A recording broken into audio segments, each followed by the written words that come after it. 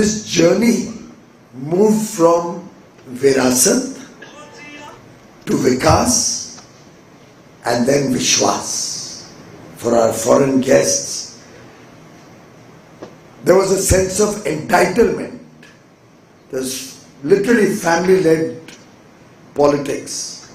And we have no objection to somebody from a political family getting into politics, but on his own merits, on his own stake, through performance, not as an entitlement. There was years and years of politics of entitlement, what we call Virasat. And post 14 we saw that move to politics of development. And in his third term, Prime Minister Modi has got the trust of the people, and it's the politics of trust that is powering India towards becoming a developed nation. We came out with the Jan Vishwas bill, and now we've brought out a second version. This, as a piece of good news, we've already readied a third version of Jan Vishwas, which is decriminalizing the provisions of law wherever we can to make life easier for businesses and the common man. And it's a two-way trust. It is because the government and Mr. Modi trust the people and the businesses of India, and the people trust Prime Minister Modi that this is possible. You have a two-way confidence in each other, Vishwas. That is what defines India today and helps us become the world's fastest growing large economy. Has helped us to take 27 crore people out of abject poverty, extreme poverty in the last 11-12 years. That is what has powered us to become from the 11th to the 4th largest economy. Well on track to become the 3rd largest, well on track to become from a 4 trillion economy today to a 30 to $35 trillion economy. All of them on 3 pillars. The pillar of Atmanirbharta, self-reliance. The pillar of Atmavishwas, self-confidence. And the pillar of Atma Sanman, where we have confidence, self-respect. Because today when we deal with the rest of the world, we deal with from a position of strength. We deal with confidence. We work with the recognition that we have the power of 1.4 billion Indians behind us. 140 crore भारतवासियों की क्षमता है और उनकी ताकत है, जो हमारा भी हौसला बुलंद करती है कि हमको भी आगे तेज गति से देश को लेकर जाने के लिए हिम्मत देती है। बड़े लक्ष्य की तरफ तेजी से जाने के लिए हम सब में आज वो आत्मविश्वास है, हम सब में आज वो आत्मनिर्भर होने का जुनून है, और हम सब में वो आज आत्मसम्मान है कि हम किसी के सामने झुकेंगे नहीं. That defines the India of 2025.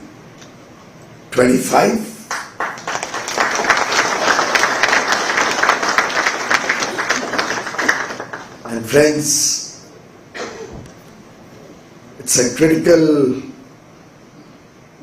moment in history where the world is going through very volatile times, very uncertain times, full of challenges, full of ambiguities. In this VUCA world, India is in the desert. India provides stability, provides an ecosystem of prosperity, of growth, of unity, unity in our diversity. India does FTAs with developed nations with confidence because we know we can compete with them. We complement the work that's happening in developed nations with the work that India is doing, which creates for a win-win situation for both parties, both stakeholders. We are today working towards inclusive and sustainable growth, where growth cannot be the power or the fulfillment of a few people's desires, where 140 crore Indians, 1.4 billion Indians will enjoy the fruits of development. And we are a conscious, responsible global citizen. And therefore sustainability is at the core of our development imperatives, of our growth and our performance. It's not because somebody else told us any inconvenient truth. It's not because some other country or nation told us we have to be sustainable. Sustainability is at the core of India's thinking. It's at the core of the way we've all lived and been brought up. Every Indian is conscious of waste.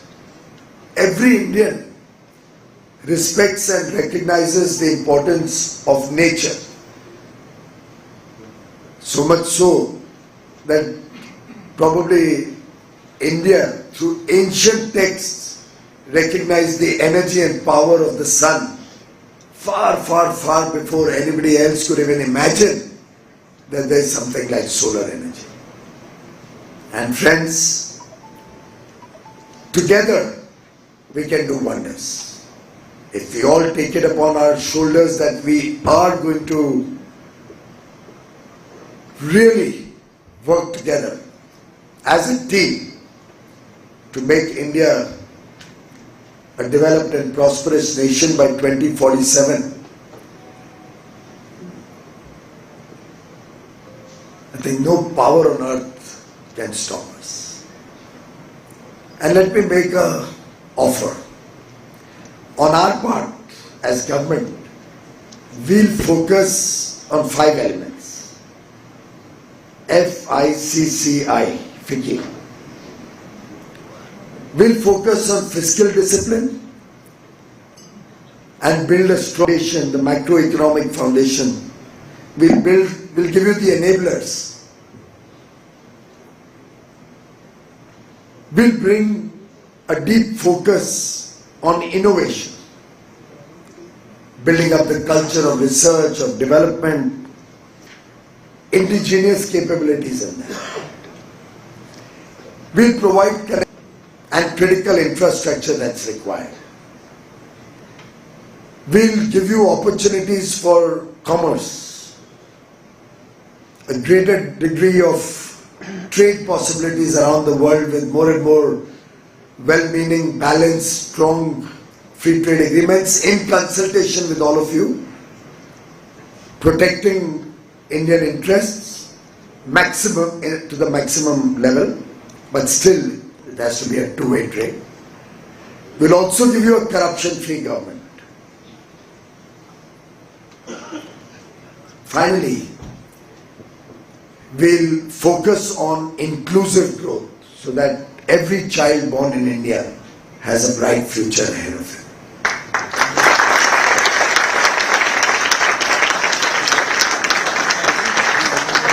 That's our FICCI commitment to FICCI.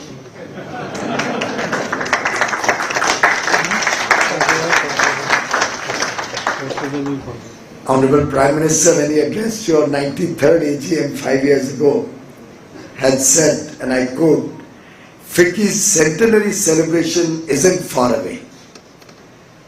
You must increase your role and make it more comprehensive.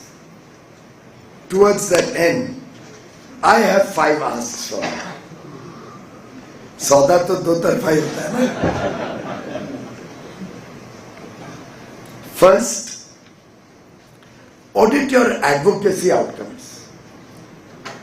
Advocacy is an important organization like yours. speaking up for industry, being more demanding. I remember we have friends from the tire industry here for years.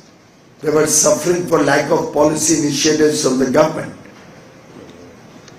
But if you continue and you persevere, you get hurt. Audit all your advocacy engagements and see where we stand. Also see whether it was really national interest or were we swayed at times wrongly. It's possible. And I think if FICCI was to assess how many times your ideas got accepted, which are the ideas which got accepted, which did not, why they did not, maybe you may find some which need to be reiterated. Don't give up. There may have been some ideas that got lost along the way. But this exercise will help you in assessing your own role in the next century or coming years in a new way. It will revitalize your work to be the voice of industry. Second, please set bold targets. We need all of industry to be bigger and bolder. We can't rest on our laurels. We can't be satisfied with incremental growth. We need to be aspirational. We need to venture out of the ordinary. Let's be much more bolder. In fact, I've often said, and again at the cost of repetition, because I persevere and I'm sure I'll be successful. We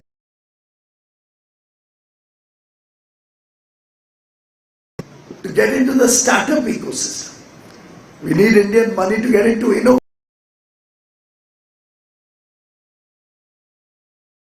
All good ideas are sold out to foreign investment. We welcome foreign investment. But after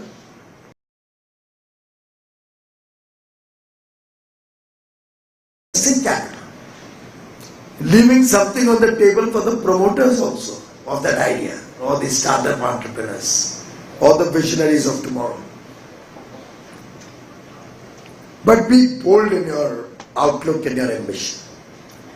Third, study the and do it. How does Australia do it? How do the Europe? How did Sweden? Which will also help you assess what more FICCI should be doing. Should we be looking at an outward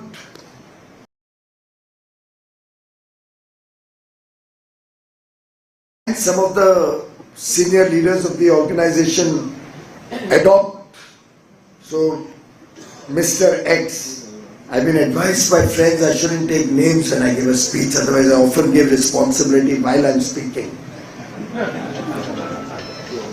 But can Mr. X, who has a plant in Italy, help us seed a FICCI representative office and trade promotion set up there, which will look at commerce, which will look at tourism, which will look at technology, which will look at investment, become a hub for FICCI in Italy because they already have an operation there.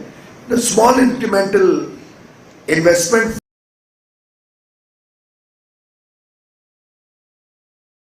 processes around the world and what more FICCI can do. Can we emulate some good practices? No harm in learning.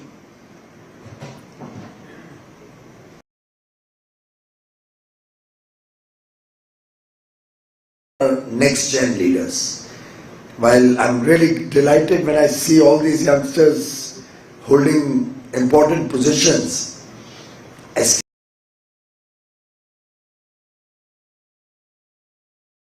next generation, no names taken again, is never to be seen in any engagement. Not necessarily FICCI, but any engagement other than weddings and parties. See your next generation start attending FICCI AGMs and meetings. When will we see them getting together and coming up with a position paper with their modern outlook? The best of universities. engaging with society, engaging with your CSR activities, engaging with advocacy, policies, new generation policies. We need to see much more of that. And that's why we need to mentor these kids. Somebody must have mentored us who are sitting here, right? We need to take that to the next generation. And the same would go in tier 2 and tier 3 cities also. Can't be a Mumbai, Delhi, Kolkata initiative alone. And lastly, can we drive our partner organizations around the country who are aligned with FICCI? You're a federation. Can we drive this to every district in the country? Can every MSME in remote areas also get good messages about quality consciousness, about sustainability, about formalizing their working? Can we bring export to the fore as not something which is, if you have a order you will export, but something you are really proactively working on? Because we find that a lot of businesses are so much in their comfort zone, happy cocoon of large domestic market, that they don't even bother to look outward. Many times, yesterday I met somebody who says, I keep often getting franchise interest